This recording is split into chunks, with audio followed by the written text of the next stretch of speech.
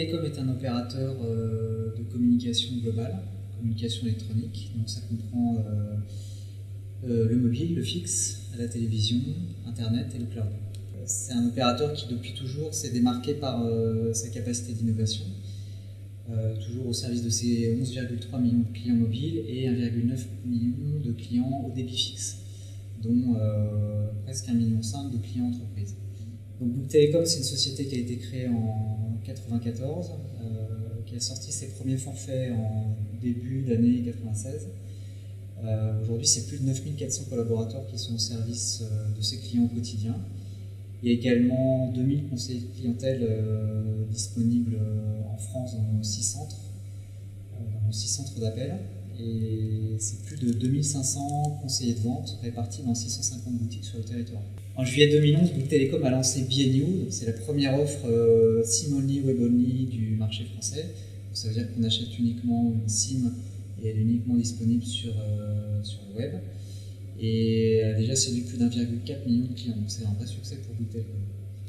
En termes de couverture, Bouygues Telecom, c'est plus de 99% de la population couverte en 2G, 96% de la population couverte en 3G et 60% couverte en H+. Donc la H+, c'est une technologie qui est une évolution de la 3G qui monte jusqu'à 42 mégabits.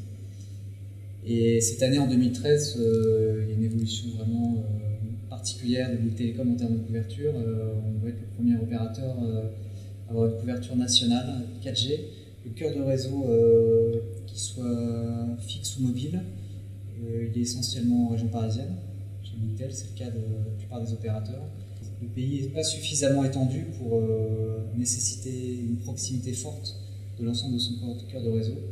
Donc en fait, tout est concentré en Île-de-France, que ce soit sur cœur de réseau fixe, mobile, voix et data, sauf pour la commutation des appels locaux.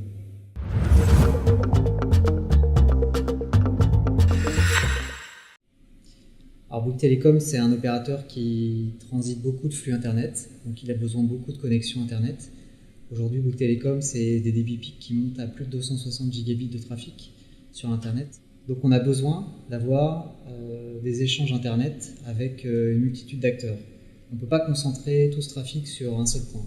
Donc pour ça, on a 3 types d'acteurs. On a les transitaires, les peers publics, donc FranceX c'est un partenaire privilégié, et les peers privés, comme Google, Akamai, Limelight, également des peers privés avec l'ensemble des autres opérateurs français, donc SFR, Free, Orange, Numéricable. Bouygues Telecom choisit de faire des interconnexions privées et publiques en direct parce qu'elles permettent de délivrer la meilleure qualité de service pour ses clients.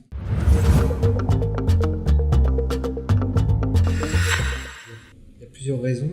La première, c'est qu'on est convaincu que c'est un GIX qui fournit la meilleure qualité de service possible pour l'ensemble de nos clients mobiles et fixes. Et ça, c'est très très important dans la stratégie de Bouygues Telecom. Ça se ressent beaucoup sur le client final. On n'a pas fait de mesure en tant que telle sur les gains de latence et de qualité de service via FranceX. Par contre, on s'est rendu compte sur plusieurs cas que via certains de nos transitaires, notamment nos transitaires US, il est arrivé que pour rejoindre des destinations en France, on traverse l'Atlantique. Et c'est des choses qu'on n'a jamais remarquées en traversant le FranceX. Donc en fait, on est assez convaincu, même sans avoir fait des mesures spécifiques sur un certain nombre de partenaires, qu'on bénéficie de la meilleure qualité de service en passant par le FranceX qu'en passant par des transitaires lambda internationaux. La seconde, c'est la maîtrise des coûts.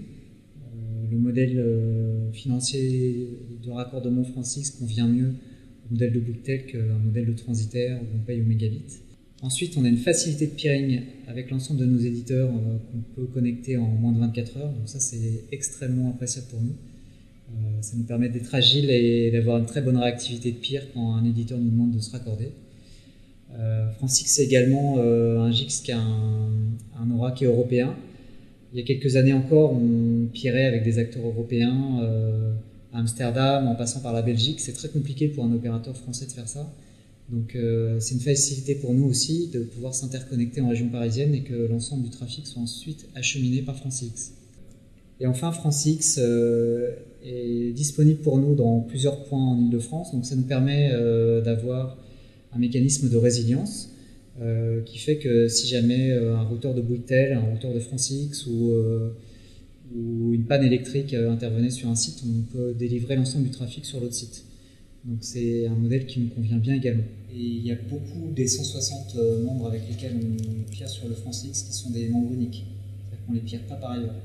Il arrive qu'on ait une redondance via d'autres acteurs ou d'autres GIX français ou européens.